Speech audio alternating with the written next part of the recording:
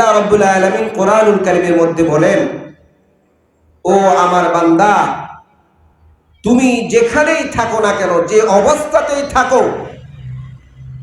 তোমাকে একজন সর্বক্ষণ মনিটরিং করতেছেন। উনি কে? উনি হচ্ছেন আল্লাহ। আল্লাহ রাব্বুল আলামিন কোরআনুল কারীমের মধ্যে বলেন, আলাম ইয়ালাম বিআন্নাল্লাহা ইয়ারা। সূরা কলামের মধ্যে আল্লাহ রাব্বুল আলামিন বলেন, ও আমার বান্দা গোলাম, তুমি যেখানেই থাকো, যে অবস্থাতেই থাকো, ওগো গোলাম, তুমি যেখানেই যে অবস্থাতেই থাকো, আল্লাহ রাব্বুল আলামিন তোমাকে দেখতেছে। মা ইয়ালফিযু মিন কাওলিন ইল্লা লাদাইহি রাকীবুন আতীদ। মানুষ যে অবস্থাতেই থাকুক না কেন, ক্যামেরার সামনে মানুষ থাকলে যেভাবে ক্যামেরা থাকে, ক্যামেরা বন্দি করে আল্লাহ রাব্বুল আলামিনের আসমান জমিনের নিচে যত মানুষ আছে, যত মাখলুকাত আছে, যত মুমিন আছে, যত ঈমানদার আছে, যত নাফরমান আল্লাহর জমিনের মধ্যে যে অবস্থাতেই যে অন্যায় করুক না কেন, আল্লাহর গোলামি করুক, গায়রুল্লাহর ইবাদত করুক, তাগুতের সাথে থাকুক, দ্বীনের সাথে না থাকুক, যে অবস্থাতেই থাকুক না কেন, আল্লাহ রাব্বুল আলামিন সর্বদা এমন এক সিস্টেম আল্লাহ রাব্বুল আলামিন করে দিয়েছেন, সর্বক্ষণ তোমার ভিডিও হচ্ছে। হাসরের মাঠ যখন কায়েম হয়ে যাবে, কিয়ামতের ময়দান যখন কায়েম হয়ে যাবে, তখন আমলনামা, হিসাব নিকাশ, এর জবাব পাই টু পাই দিতে হবে। কথা বলেন ঠিক কিনা? পবিত্র কোরআনুল কারীমের মধ্যে আল্লাহ রাব্বুল আলামিন বলেন, কিয়ামতের মাঠ যখন হয়ে যাবে, ওয়া কুনতুম আজওয়াজান সালাসা, সমগ্র মানুষ নফসি নফসি বলবে, কেউ কাউকে চিনবে না। সন্তান মাকে চিনবে না, মা সন্তানকে চিনবে না। বাবাকে বলবে, বাবা আজকে বড়ই সমস্যায় আছি। ও আমার জন্মদাতা পিতা, তোমার সাথে আমার একটা সম্পর্ক দুনিয়াতে ছিল। ওগো আমার বাবা, আজকে আমি কঠিন মুসিবতের মধ্যে আছি। বাবা গো, তুমি একটু আমাকে একটা নেকি দিয়া সাহায্য করবানি। জমিনের উপরে মানুষ যেভাবে টাকার প্রয়োজন হয়, কিয়ামতের ময়দানে এর চাইতেও লক্ষ কোটি গুণ বেশি প্রয়োজন হবে একটা নেকির।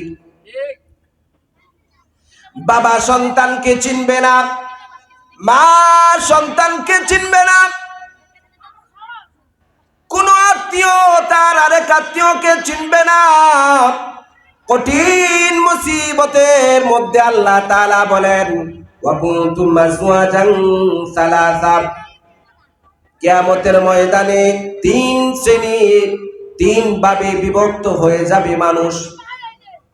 তাফসীরের কিতাবের মধ্যে আসছে, ওয়া কুনতুম আজওয়াজান সালাসা, তিন ব্যক্তি তিন ভাবে যখন বিভক্ত হয়ে যাবে, তিন দলে যখন বিভক্ত হয়ে যাবে, কিতাবের মধ্যে আসছে এক দল থাকবে ডান পাশে, আরেক দল থাকবে বাম পাশে।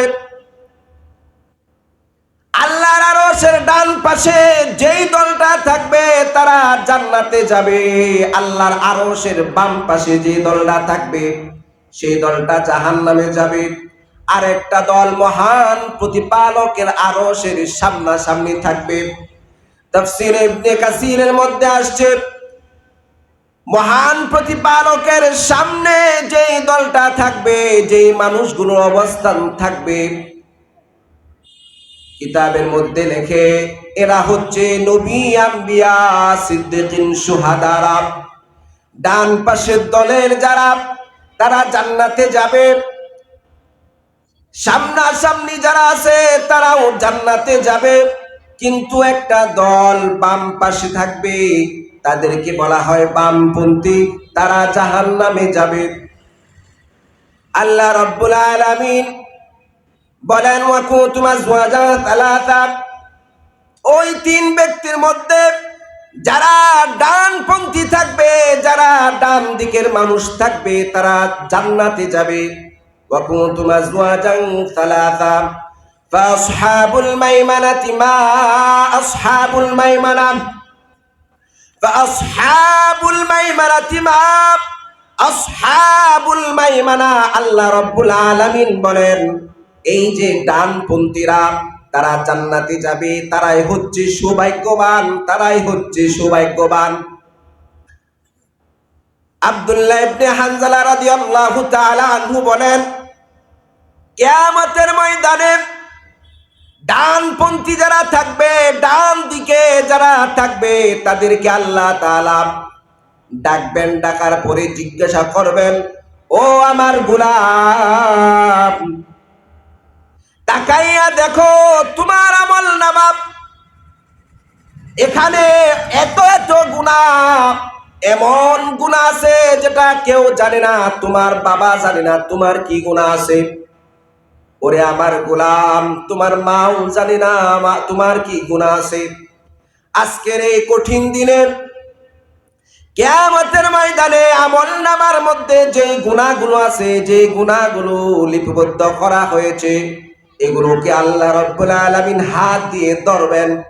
হাত দিয়ে ধরার পরে, হাত দিয়ে উঠানোর পরে বান্দাকে বলবেন, ও আমার গোলাম, তাকাইয়া দেখো এখানে তোমার সুদ খাওয়ার গুনাহ লেখা আছে, এখানে তোমার ঘুষ খাওয়ার গুনাহ লেখা আছে, এখানে তোমার জিনা করার গুনাহ লেখা আছে, এখানে তুমি মিথ্যা কথা বলছো ওটাও লেখা আছে।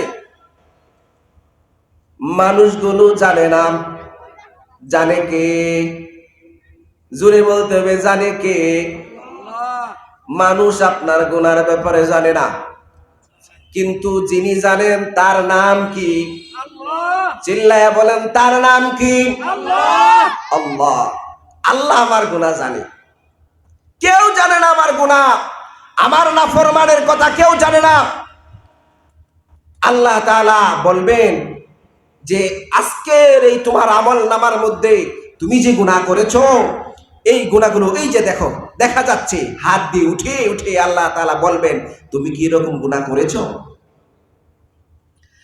আব্দুল্লাহ ইবনে হানজালা রাদিয়াল্লাহু তাআলা আনহু বলেন আল্লাহ রাব্বুল আলামিন যখন গুনাহগুলো উঠাবেন, উঠানোর পরে যখন বান্দাকে জিজ্ঞাসা করবেন, বান্দা নিরুপায় হয়ে বলবে, মাবুদ,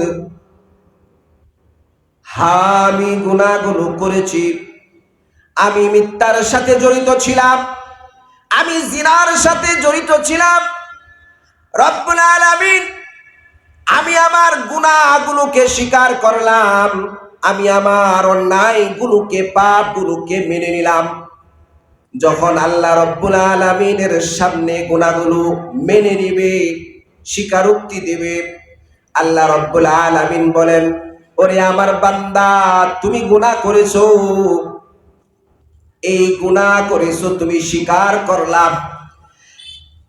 নাফরমানি করার পরে তুমি স্বীকার করলাম, আমি তোমার অন্যায়গুলো কারো কাছে প্রকাশ করলাম না। কারো কাছে প্রকাশ করা বাদ দিয়ে এই আমল নামা একেবারে সওয়াব দিয়া পরিপূর্ণ করে তোমার আমল নামা আমি তোমার ডান হাতে দিয়ে দিলাম। বান্দা খুশিতে টকবক করবে, কারণ এমন মুসিবতের দিনে আল্লাহ রাব্বুল আলামিন আমাকে ক্ষমা করে দিয়েছেন। ডান দিকে আমল নামা দিয়েছেন, ডান হাতে আমল নামা দিয়েছেন। খুশিতে বাকবাকুম হয়ে যাবে, দৌড়ায়া যাবে, ও আমার বন্ধু, ও আমার ভাই। ফাআম্মা মান উতিয়া কিতাবাহু বিয়ামিনিহি, ও আমার ভাই, ফাআম্মা মান উতিয়া কিতাবাহু বিয়ামিনিহি ফায়াকুল হা উমকরাউ কিতাবিয়া, এই যে আমার আমল নামা পড়ো, পড়ে দেখো। ফায়াকুলু হা উমকরাউ কিতাবিয়া, আমার আমল নামা তুমি দেখো। আল্লাহ রাব্বুল আলামিন আলামিন আমার আমলনামা ডান হাতে দিয়েছেন। আল্লাহ যখন আমলনামা ডান হাতে দিবেন, ওয়া আসহাবুল ইয়ামিন মা আসহাবুল ইয়ামিন, আমলনামা ডান হাতে পাওয়ার পরে তাকে জান্নাতের নাজ নিয়ামত দেওয়া হবে। ফি সিদরিম মাখদুদ ওয়া তালহিম মামদুদ ওয়া যিল্লিম মামদুদ।